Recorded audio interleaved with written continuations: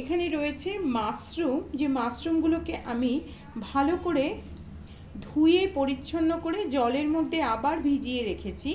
এবারে মাশরুমগুলোকে আমি ভালো করে, দেখুন প্রত্যেকটা মাশরুমকে আমি ভালো করে এরকমভাবে মুছে মুছে রাখবো। কেন মুছে নেব? কারণ মাশরুমকে যদি আপনারা পরিচ্ছন্ন করে এরকমভাবে মুছে না নেন, তাহলে কি হবে, মাশরুমের ওপরের যে ছালটা থাকবে সেটা পরবর্তীকালে ফুলে যাবে এবং তরকারিতে যখন বানাবেন তখন এটা ভেঙে যাবার চান্স আছে। সেজন্য মাশরুম যখনই রান্না করবেন তখনই সবসময় এইভাবে মাশরুমগুলোকে কুচে পরিচ্ছন্ন করে রাখবেন।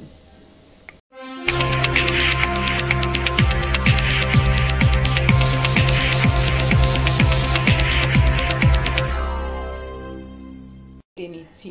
কেটে নেওয়ার জন্য এরকম প্রথমে যে পেছনের অংশটা এটা বাদ দিয়ে, এই নিয়মগুলো একটু ফলো করলে মাশরুম কিন্তু খুব সুস্বাদু খেতে হয়।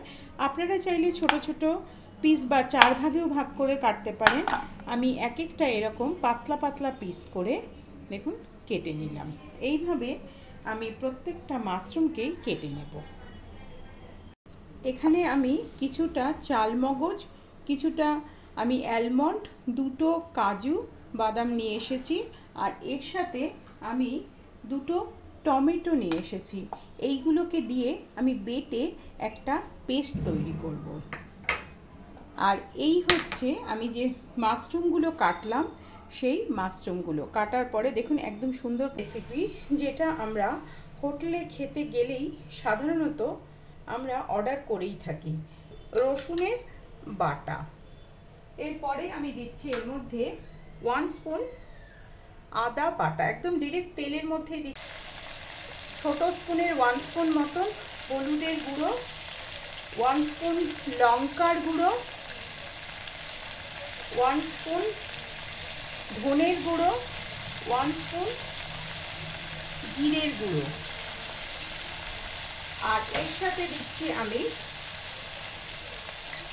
কসৌরি মেথি। দেখুন এখানে আমি হাতে করে নিয়ে কসৌরি মেথির যে ডাঁটাগুলো আছে ওগুলো ফেলে দিয়ে বেশিরভাগ অংশটা আমি এর মধ্যে দিয়ে দিচ্ছি। দেখুন বেশিরভাগ অংশটা আমি এর মধ্যে দিয়ে দিলাম, আর বাকি অংশটা অবশ্যই ফেলে দেবেন। আজকে আমি যে রেসিপিটা বানাচ্ছি, এই রেসিপিটার নাম হচ্ছে কড়াই মাশরুম। এটা কি এর ভেতরে, যেহেতু এর মধ্যে বাদাম আছে, একটু জল দিচ্ছি, লবণ আমি আমার স্বাদ মতন 1 স্পুন দিলাম। আপনারা বেশি বা কম যদি খাবে আপনারা আপনাদের লবণটা দিয়ে দেবেন। এর মধ্যে দিয়ে দিচ্ছি, আপনারা চাইলে ফ্রেশ ক্রিমও ব্যবহার করতে পারেন, কিন্তু এই শর্টটা দিলে কি হয়, এর মধ্যে একটু বেশ গাঢ়ত্বটা ভালো আসে এবং স্বাদটাও ভালো হয়, সেজন্য আমি এটা দিলাম। দেবার পরে আমি যে মাশরুমটা একদম কেটে রেখেছিলাম, সেই মাশরুমটা আমি এর মধ্যে দিয়ে দিলাম।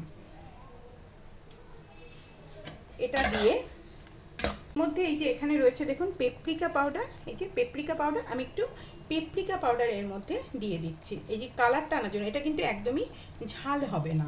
আপনারা যদি এর মধ্যে মনে করেন যে কাশ্মীরি লঙ্কার গুঁড়ো দেবেন, কাশ্মীরি লঙ্কার গুঁড়ো কিন্তু আমি এর ভেতরে বেটে সে এই যে দিয়ে দিচ্ছি সুন্দর করে দিচ্ছি। ঘিটা জাস্ট ফর স্বাদ, একটা সুগন্ধ দেবে, এই জন্য এই যে একদম প্লেটিং করে নিচ্ছি। দেখুন এই যে সুন্দর তৈরি হয়ে গেল আমার। এই হলো আমার আজকের রেসিপি কড়াই মাশরুম।